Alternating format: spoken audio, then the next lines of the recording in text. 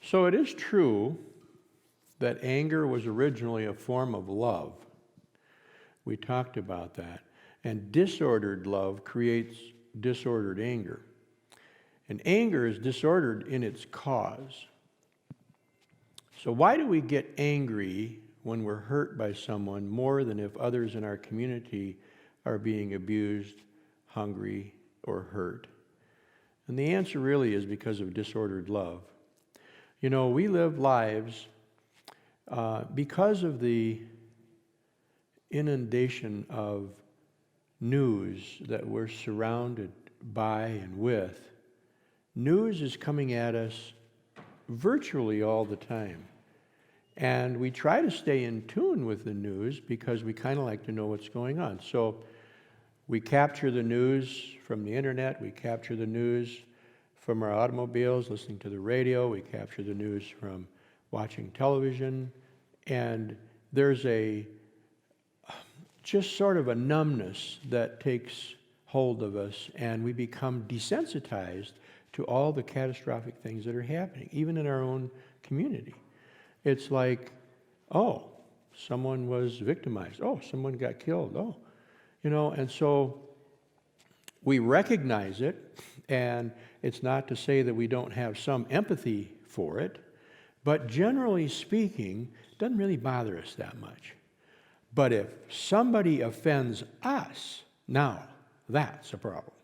Now we're hurt or angry, and it could be minimal compared to some of the things that are happening around us. And so we take a look at this whole idea of how can we become wise? And one of the things that we have to do is wrestle with anger. Now, there's nothing wrong with being angry when someone hurts you. But if you get 10 times angrier over being hurt than you are when others are abused, you have disordered love.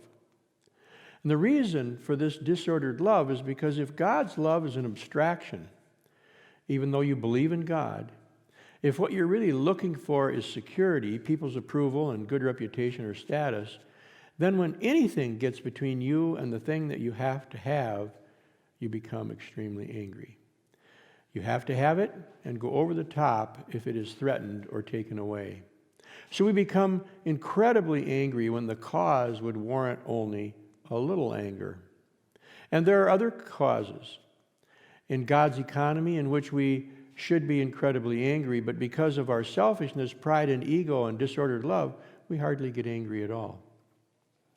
This is also disordered because of its goal. Loving anger will always seek to do a surgical strike on the evil.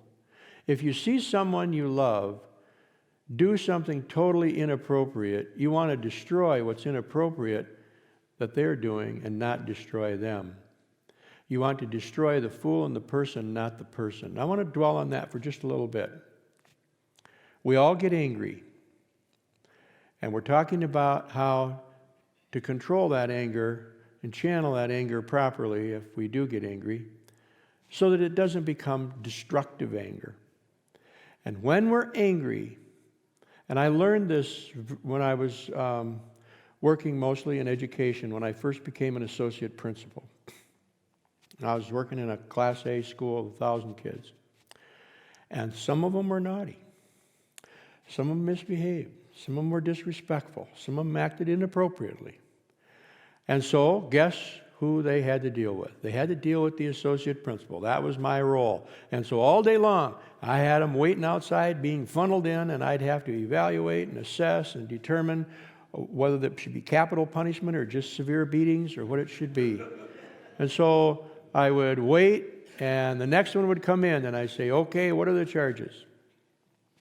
And they would tell me. And it was all kinds of, some pretty nasty stuff, They would use words that were completely out of line, or maybe they punched somebody, or who knows? It could have been just about anything. And then I'd have to make this judgment. How severe is it? All the way from maybe staying after school to a day of suspension, 3 days, 5 days of suspension, expulsion. And one of the things that I learned, because I was establishing a relationship with those kids, and they were in some cases, young men and women. Some of them were 17, 18 years old. Some are bigger than I am. And so you would deal with them, and what I tried to do in that office that I had or outside of it is establish a relationship with them. Now, it's hard to do with 1,000 students, but I would be friendly. I would treat them with respect. And when they came in, I would try to do a surgical strike. I would not somehow deal with the whole person as being this nasty person. I would deal with the behavior. What caused you to do that? Why did you do that? Somebody like you who's, a likable person, why would you do that? And maybe I'd get at some of the things about the person that would be helpful. Tell me a little bit about your background. Tell me something about, where you come from, what your interests are. Try to develop a little rapport so that they didn't feel like they were an evil individual, but they were a person who made a mistake. Such a difference. Such a huge difference. So when you're dealing with people who make you angry, and you need to sometimes, you need to address the issue, whatever it is, then deal with the issue. Don't blame the whole person. That's true in marriage. It's true in family relationships. It's true in business. It's true in education. It's true in the church. When I was a principal, therefore, I had to deal with inappropriate behavior of students throughout the day, and I learned it was best to deal with the behavior specifically while recognizing the good in the student. And that was true for teachers as well. When I became a superintendent, I was a superintendent here for 21 years, my kids were the teachers. Do you know teachers make as many dumb mistakes as kids? And they'd be in my office, and here we go again, deja vu. Now, whether I was 20 years their senior or their same age or they were older than I was, I had to deal and assess whether there should be punishment or not. And so you would deal with the person in a way that would be a surgical strike on the behavior and not paint them with a broad brush as somebody who was a bad person. And sometimes I was even angry at their behavior, but that is ordered love and the way it should be and in the proper proportion if you're doing a surgical strike. In disordered love and anger, you don't want to go just after the behavior, but you go after the whole person. That's a problem. You want retribution or even vengeance. Instead of a surgical strike, you slash and burn. Now, there are levels of anger as we deal with this in our life. Level one are the things that just bug us every day and make us angry. There are certain things that are just annoying. And you know what? Some people we work with, live with, are related to, are just annoying. They do things that are just annoying. And so after a while, it kind of builds up and it makes you angry.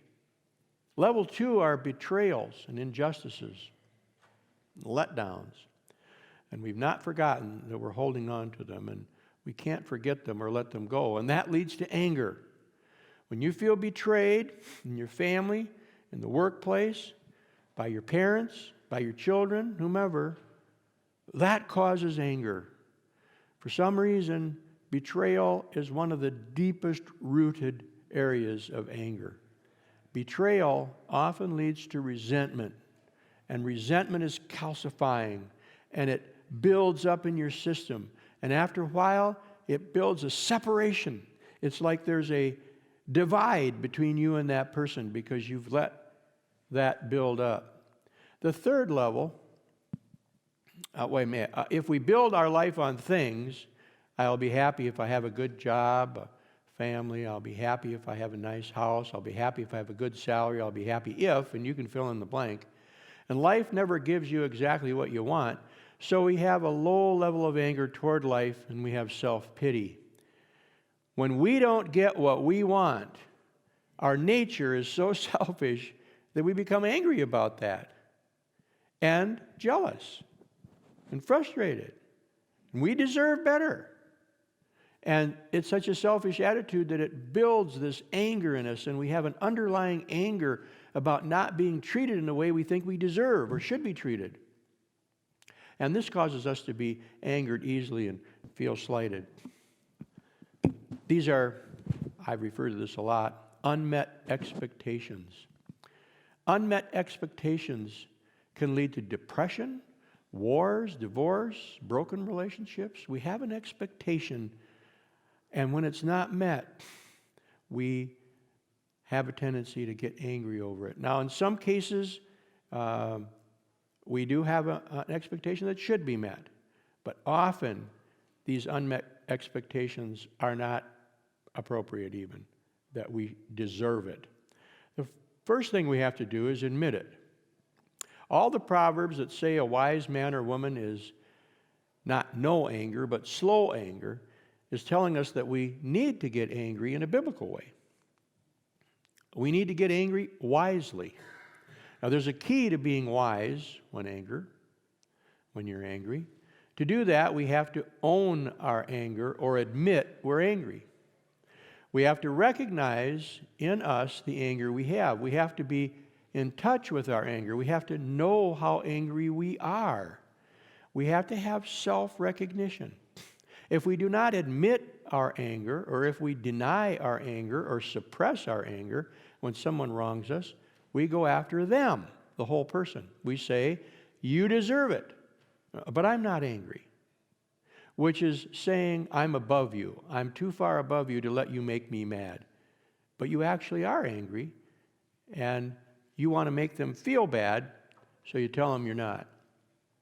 Even if you're a victim, and you are the one who has been wronged, to even admit you are angry is to act out of vulnerability.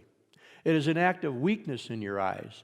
To go to someone and tell them they made you angry, even when they're totally in the wrong, gives the possibility of reconciliation, because you admit your weakness, and then they can admit their weakness. So, in other words, a lot of people don't even like to talk about their anger with people or admit that they're angry, because they just want to be resentful.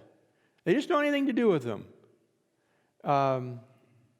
I had someone tell me this week that I hadn't talked to them for a while, so they said, "What, am I dead to you?" No. We get this urge to analyze a situation so that we're the one that's always the victim.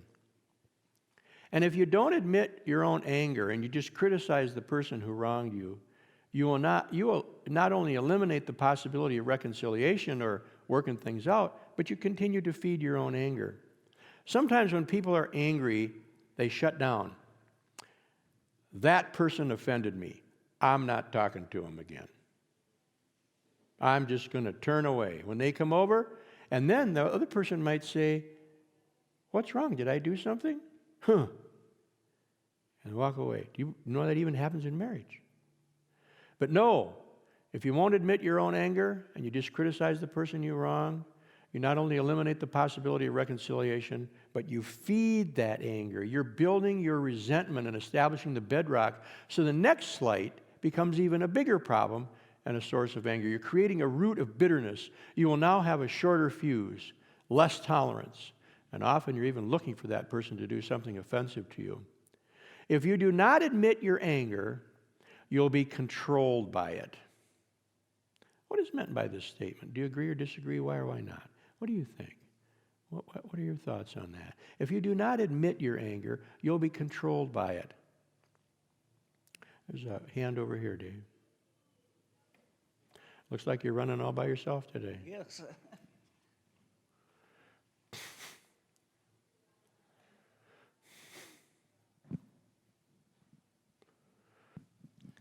If you have anger burning in you against someone,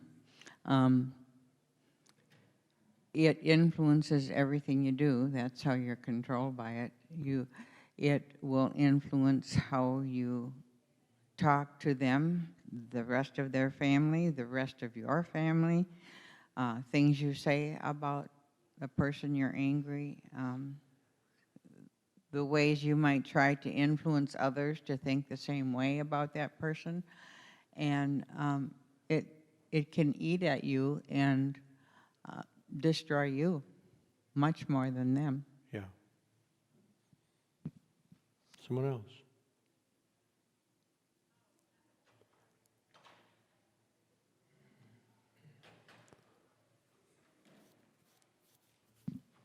Kind of along the same lines of what you were saying, but the concept of forgiveness or reconciliation was a word I think you used, Norm, was I've come to find that that's so much, if not more, for the person not being forgiven, but for the forgiver, like to allow them to pick up and move on.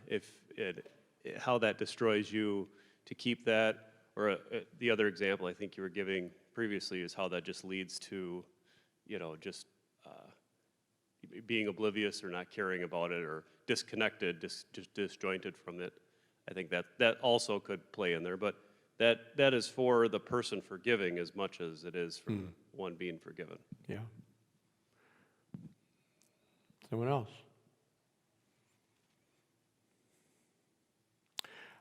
Pastor Bob was talking this morning about DNA. And I've often wondered if anger's somewhat hereditary in people. They blame the Irish for being hot-tempered. And in some cases, there are areas that you could probably define from a person's background, their heritage, and I've often wondered about that in my own person. I don't get angry with people, hardly ever. I just don't. Part of that is because in the business that I was in, with dealing with people who were angry all the time, when they had to deal with me as a superintendent or a principal, I found myself just trying to love the person and just trying to, figure out why they were in so much pain that would cause them to be frustrated. And I tried not to let but I'm telling you, things make me mad. This last week, we're getting ready for Thanksgiving, and we have a vacuum cleaner. It's fairly new, works great. It has a hose that you just have to unhook and you lift up, and then you can do the steps. And I did the steps, because I do all the vacuuming, by the way. And the steps, and then you put the hose back in, and then you do this.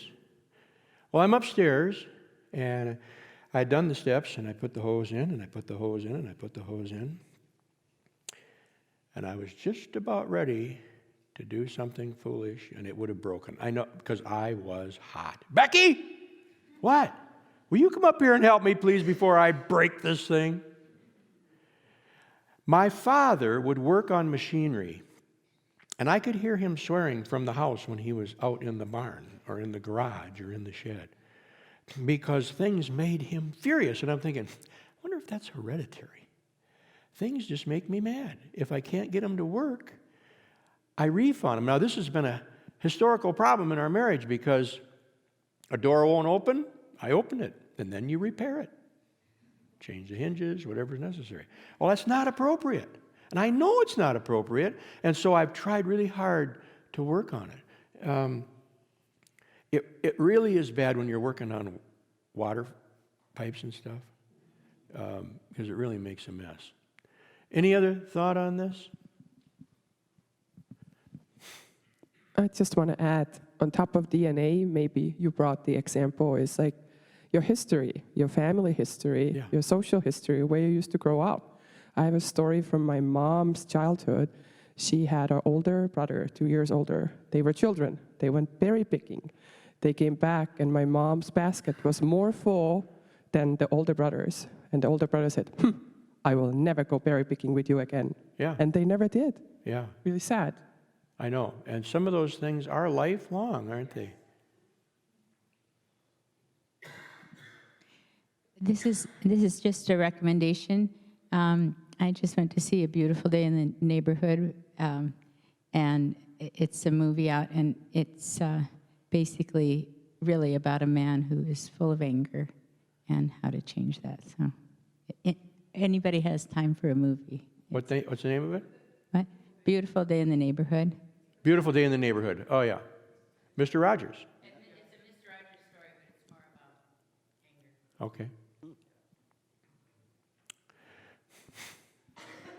So as a geneticist in the crowd, I'll offer that across species, and it's about 50% nature, which you could call DNA, versus nurture, or the environment.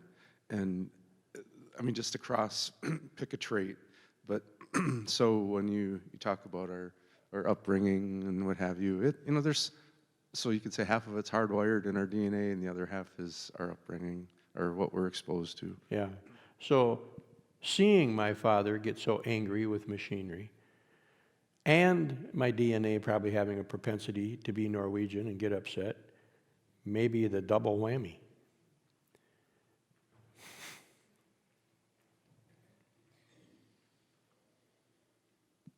This is hitting very close to home this week. You're right on target.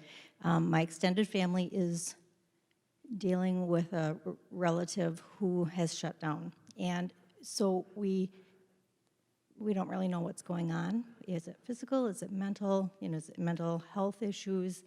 Is it depression? And there's physical issues going on too. But as a family, we all know and recognize that we're getting very angry, but yet we're trying to show love and help in whatever we can do.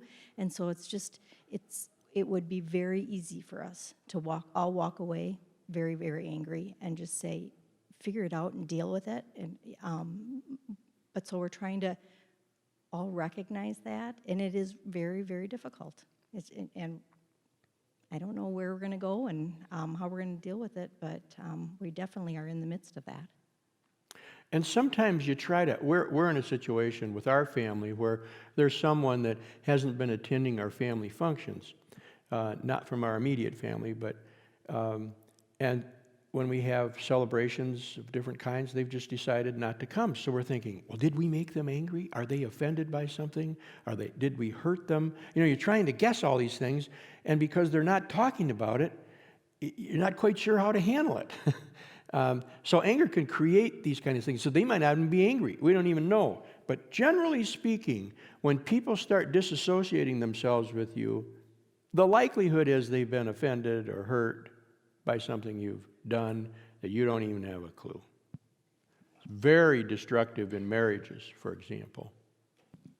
So, has this whole class been on anger?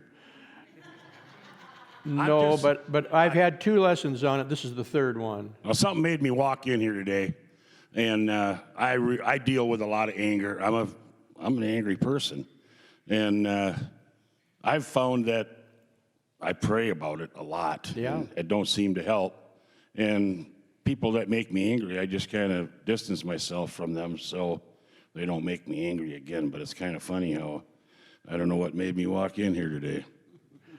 Well, good for you that you're here, Bob, because you can help us. According to Proverbs, we should not only admit our anger, but we should analyze our anger. Do not say, I will do to him as he has done to me. That's a proverb. I will pay that man back for what he did. That's a proverb. Who is this person talking to? Who is saying, I will do to him as he has done to me? Who's that person talking to? Himself. This is self-talk. We talk to ourselves, and we're not crazy. I was a ventriloquist. I talked to myself twice. What makes you angry is not what happens to you, but what you tell yourself about what has happened to you. Now think about that. What makes you angry is not what happened to you, but what you tell yourself about what has happened to you. What makes you angry is not what you have lost, but what you say to yourself you have lost and the value you place on it. Now, this is very important. Your anger comes from what you believe, not from what others are doing to you. Can you think of any examples of what I'm talking about?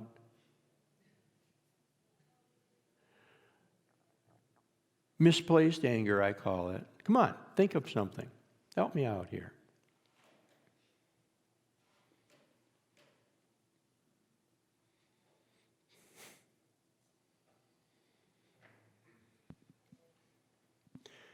Brent's going to take a crack at it. I mean, there's sometimes that there's things that don't really deserve for us to be angry about, but yet we can stew about it and we make such a big deal about it, and it just, like, what? It wasn't even worthy. Not that we can justify our anger on a really significant thing, but on little things. Why do we do that? I mean, maybe that's not what you're asking, but it's No, that's kind of it, yeah. That's right. I'm thinking of an example in our own home. I didn't do it. We are in a situation where, according to the research, the two things that couples fight about most are money and how to load the dishwasher. Now, I've been dealing with this for a while, and I just haven't said anything, so I'm confessing here with Becky present. This really frustrates me. And I thought many times about suggesting she do it differently, but knowing her for 43 years, not going to change. So, I'm living with it. You're supposed to put the glasses and smaller objects on the top. And dishes, even if they're smaller dishes, should go on the bottom. And bowls should go on the bottom. Not happening in our house. Bowls and larger plates go on the top. And so then, you know what happens? You don't have room for the glasses. So I have to take the dishes out and put them on the bottom, because we like to have it full, so we save on soap. Now, that's a silly example. Now, I have not let that anger become resentment. I love Becky so much, whether she's wrong or not, I can live with it. So that's kind of where we're at with that. Can you think of any examples of your experience? Well, this is kind of going back to your anger comes from what you believe, not what others are doing to you, sort of. But Daryl and I are going through some family stuff right now where there's a family member in trouble, and I have two sisters who want to get involved in everybody's business. And we have been learning more and more this last year, actually 2 years, to stay out of it. And it's come to the point where we're more respected now because of that, I guess. I guess that's how it's happened. I don't know. But they come to us for advice, and our advice is, this isn't the time for you to be butting into that situation. And we have just found out in the last few days that we're probably going to be the ones they come to for advice, especially Daryl, because he's so good at that. And because of this, because of the whole thing, which is a long story, there's been less anger going on around everything. So, I don't know. Somehow we've learned something from life here. I just don't load the dishwasher. There you go. That's the other option. Becky and I were with someone over the holiday, and they felt compelled to share with another person that they should be doing more to help their spouse with what was going on with their children. And Becky knows this person well and said, you know, that's not your marriage. That's not your responsibility. And there are people who are compelled, I think, to help others by telling them what to do. And a lot of times that can create anger and resentment. So we have to be careful that we're not the distributor of that also. Any other examples that you can think of? Want to share?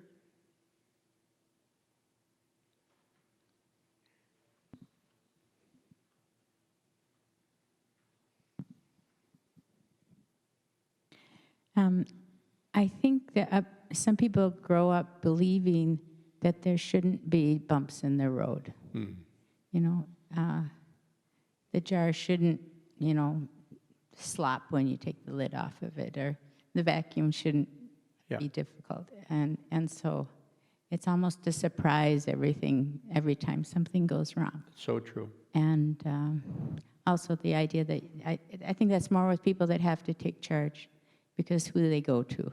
Like in our marriage, Dan's the older child, the one in charge, and I'm younger. There's always somebody to take care of stuff, if it doesn't work. So it makes me more peaceful about everyday problems.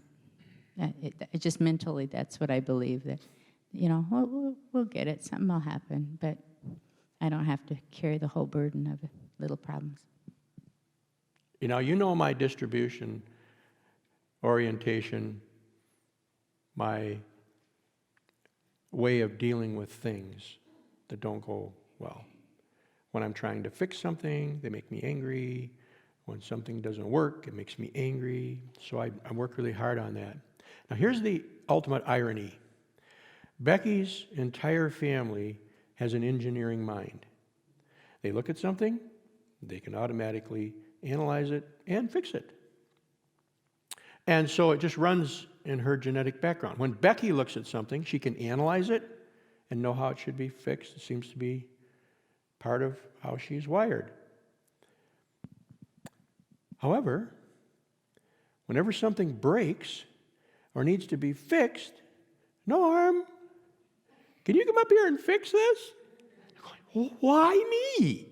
Why is that my role? Because I'm going to, 50% chance I'm going to get mad and break it, and then I'm going to really be in trouble. But we continue on the saga. So I've learned over the years, okay, Beck, how should I tackle this? Or I need a little help here, because this is starting to really get on my nerves. What would you suggest, and can you help me? And that's worked. So there are ways maybe we can mitigate this a little bit.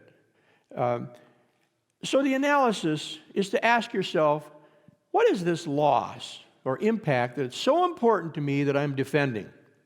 Now, this is really the key to how we deal with anger. What am I defending that makes me angry? What is this big thing that's so important to me that I'm willing to fight and destroy those around me to make sure I have it or keep it? If every time you get angry, you ask yourself this question, what am I defending, and how important to me is it? What do you think would be your most common response? It's not worth it. Do you understand what I'm saying? When we get angry, what is it that's really making us angry? Is it the person? Is it because they're taking something really important away? Is it because they've said something that's so offensive that we have to deal with it? I know my flaw is what makes me angry when I feel like I'm not in control of situation. And I get angry. Yeah, it's not going your way. I understand that completely. I have this path carved out. I'm really anal, and I just can't help it. It's just, that is part of my DNA, I know. And so I plan things out. Becky says she's going to be ready at 9:30. It's 9:35. Woo! I'm pacing around thinking, don't get angry, don't get angry. Or many other examples where you have this unmet expectation. I plan things out. We went to work last night at the Badger concession stand for fundraiser for Fulton Church. So I'm thinking, the email said you have to be there at 4. So we're driving up there, and I said, well, that makes sense. I'm assuming the game's at 5. And I'm starting to calculate this out. Get up there at 4, game's at 5, 2.5 hours, 6, 7:30, be home by 8:30, right? Wrong. It's a 6-hour ordeal.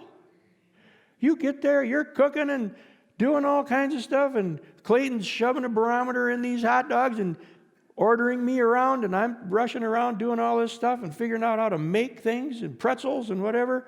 You know, you're running, and then all of a sudden this mob of people come in and they want everything right away. And got people hollering, Diet Coke, Sprite, something else. You know, wait a minute, I'm still behind too. We got home. What time did we get home, Becky? 10:30, 11 o'clock? Got to bed at midnight.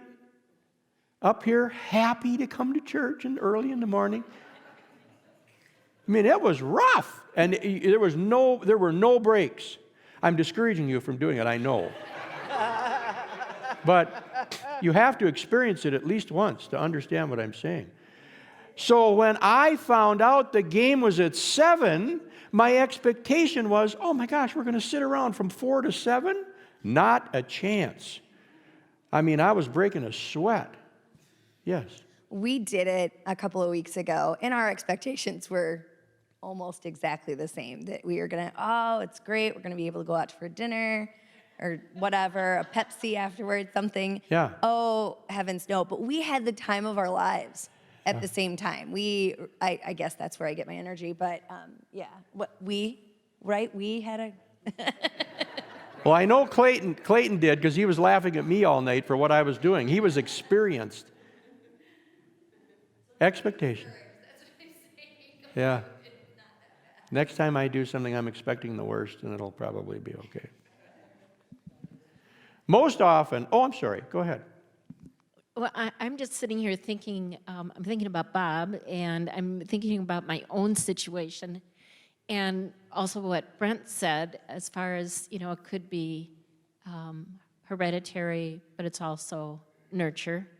And I wonder if those of us that are in situations, I mean, I was in a workplace where it was not appropriate to get angry. So I wonder if over time, I just learned how to better control my anger and to deal with people in a more civil way. Where if I worked in a workplace where that's what everyone did, you know, it may have been a totally different... Bob got fired from all those places. So he works for himself, yeah. That's a pretty good deal. But I do think there's a lot to that, that we learn, and if the environment around us is accepting of that, I think it's easier to be angry more often. Yeah, that's very true. It's hard, but you can control it. It can be a disciplined effort. But it does take some thinking it through, and that's why we're talking about it. Most often, the thing you're defending is your ego, your pride, and your self-esteem. Have you ever been in a grocery store, in the checkout line, and it says less than 10 items? And you have 3 items, and the person ahead of you has 50 or more? Some people, that drives them crazy. I can handle it, but I've known people who have been angry to the point that they have confronted the person with the 50 items. Have you ever been in a hurry in a restaurant and you must meet a deadline and the waiter or the waitress is not only slow, but seems to disappear after giving you your food?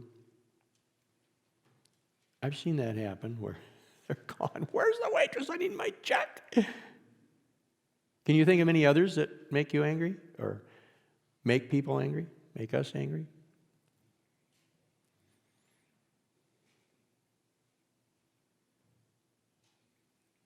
Dave?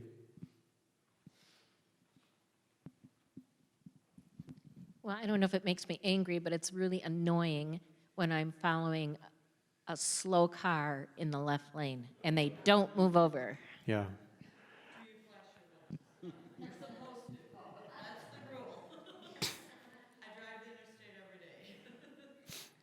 Well, if I ever see, now that we have 6 lanes, 3 going one way, if I ever see 3 semis lined up where I can't get through, I'm probably going to have a nervous breakdown.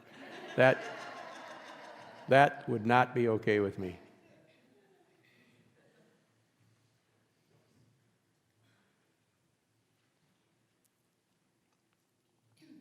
So I have a teenage son, Bless you. right? I mean, I have never we've gone through, what, how many? Six? Six teenage Can't even keep kids. track of them No, all. I know, right? So we've gone through 6 teenage kids, and never have we have experienced the amount of energy and, I mean, I don't know how he does it, but he can push my button in a second. And I am high and to the right. I am serious. I don't know what it is. I don't know why, but I guess I don't have any idea, but he knows and he smirks, and it gets me madder. So I know part of the reason. You want to know part of the reason? oh, because he's probably just like me. You're getting older. Oh, it's When we get older, we become less tolerant. No, it probably has nothing to do with it, but certainly in my case it did. Anything else?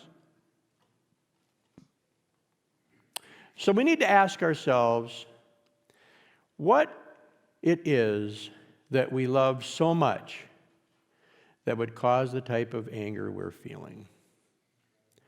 Does the what we love so much justify the anger we're exhibiting? If we say to ourselves when we're angry, why am I angry? What's the big thing in my life that I'm defending? Sometimes it can take us to the roots of our soul. Because if every time we start to get angry, we can think about, okay, what am I defending? And for me, and I know this is true, and I'm trying to exhibit as much logic as I can. If that vacuum cleaner hose can't go in there, if I just wouldn't get so angry, I'd be able to think better about how to figure it out. But I'm so angry, all I want to do is break it. All I want to do is destroy it. Get a new one, something that works. And that's wrong. And so it's an area that we can cultivate and make better in our lives. Tim Keller tells the story of 2 women he was counseling, and they both had husbands who were terrible examples of parenting. And both women had teenage sons who were now getting into trouble with the law. And Keller asked both women to forgive their husbands for being lousy fathers. And both wives were really angry with their husbands. And the wife who had the worst husband did forgive her husband. The other wife did not forgive her husband, and Keller says she could not forgive because for her, the most important thing in her life was her son's love. If her son loved her, everything was fine. If her son did not love her, she did not even want to live. She believed in God, but God's love was an abstract concept because this was something she had to have to even live. So her anger was unresolvable. She would not forgive anyone or anything that would come between her and her son's love. Her anger was going to control her the rest of her life. She would have to destroy anything that got in her way between her and her son. She will have to live that way until she recognizes her disordered love and disordered anger, until God's love for her was at least as important as her son's love. There was no way she was going to get control of her anger.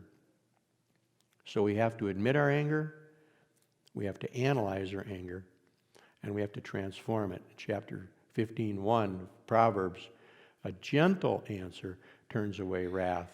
And if you have an enemy, feed him. If he's thirsty, give him drink. We have to stop there, but thank you very much for your contribution. And next week we'll continue with this same subject, Bob, so welcome back.